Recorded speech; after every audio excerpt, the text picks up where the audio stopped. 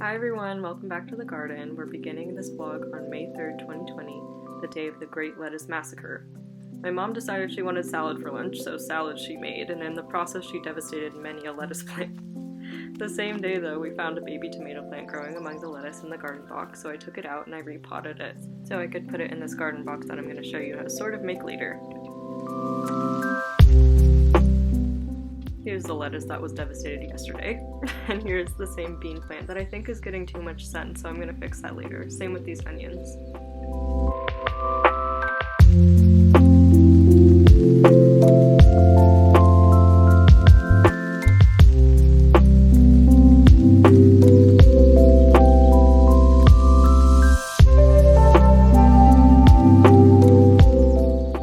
So I noticed that the strawberries are looking really great, but the blueberries are not doing so hot, and I think that's because they didn't get fertilized from any of the pollinators that they're used to, so I'm leaving this hole open on the side so bugs can get in and out pretty easily.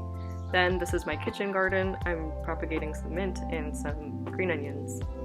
Alright, so here begins the tutorial about the mini planter box. So basically me and Mark made this wooden box without a top and a bottom yesterday.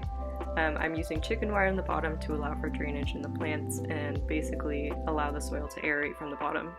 So I am cutting this piece of chicken wire to be the same length as the box and the same width as the box. Then I'm just staple gunning it in so it stays on the bottom. Here we're starting my favorite part, which is lining the inside of the box with a bit of landscaping fabric. This is just to catch the soil so it doesn't fall through those big holes in the chicken wire. And again, I'm just using a staple gun to secure it to the sides. Make sure that you have enough extra fabric to dip down so it doesn't get ripped by the soil falling in it.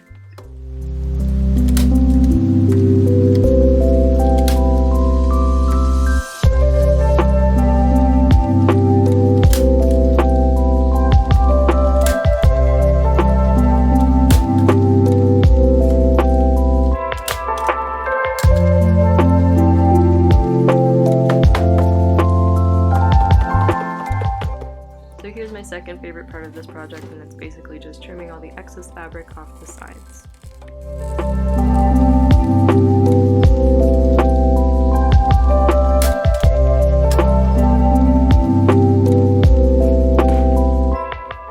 So all you have to do for this project is basically make a wooden box without a top or a bottom, and then line it with landscaping fabric and have chicken wire on the bottom for drainage.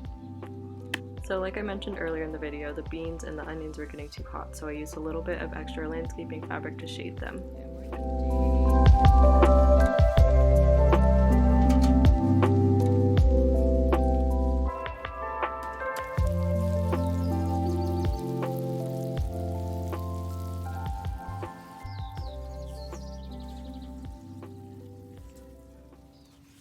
Good morning, everybody. So this is a little update on the garden. We have some bean flowers, I think, that are going to be coming out soon, which is really cool. So maybe we'll get some beans a little sooner than I thought. I thought we were maybe going to get our first batch in June. We might still get them in June. I mean, it's like May 6th or something right now, so maybe.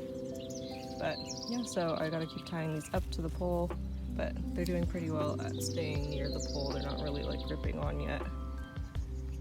And then I noticed that this one is like lighter in color, and this one is lighter in color, and plants do that when they have too much sunlight. So basically they reduce how many chloroplasts they have in their leaves so they don't collect too much sunlight, so they're not using too many of their resources. But once I put this little shade up for this guy in the morning, these leaves came out, which are slightly darker than these leaves, which is good because that just means that the plant is a little happier. And then the carrots are doing well after I thin them out. My mom still literally massacred all this lettuce, so I'm just crossing my fingers to see if it will come back. Then these onions that were covered by the lettuce before, they had a lot more shade, so I put this little shade on them as well. And they looked like they're doing better. When she first cut the lettuce off, the onions were looking a bit droopy, and now with the shade they're kind of perking back up, which is good. Yesterday I harvested 2 strawberries. There's one peeking in there. The blueberries I think are just done, honestly, which is sad, but that's okay. It's a mistake, but next year I'll know. Also, I looked into it last week, and do you see all those little ants in there? They actually are pollinating the flower. I mean, right now they're getting the nectar. They're doing it indirectly and not doing it on purpose, obviously, but they're going from flower to flower and they're collecting pollen and nectar for themselves, but while they're doing that, they're pollinating the zucchini, which is really cool. Also, there's a bunch of little baby zucchinis on here. I need to start pollinating them myself, I think, because some of them are having a hard time getting fertilized. So basically, I'm just gonna take a Q-tip and transfer some pollen over. And this onion is getting really, really big, which is cool. These ones, again, are all tiny, but that's okay. Maybe we'll get some of those later in the season. And I'm not sure if I need to thin the carrots out again, or if they just look bigger because they got thinned out. But usually you're only supposed to thin them out once. I'm not really sure what to do about them, but I'll figure it out, I guess. So yeah, that is a little, I think, day 52 update on the garden.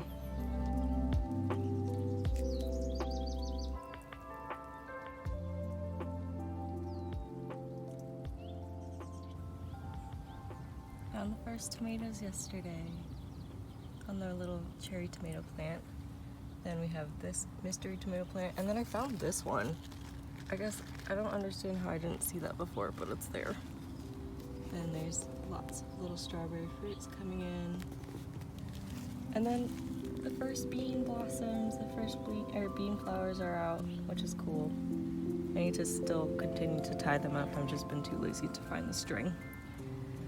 And that's kind of about it. Then these little ants are sleeping in this zucchini blossom, which is kind of funny and cute because they've been in there for a couple of days. So I think they're just harvesting the nectar and the pollen. I'm gonna try to hand pollinate with that male flower over there. I'm gonna try to take the pollen and put it in this one.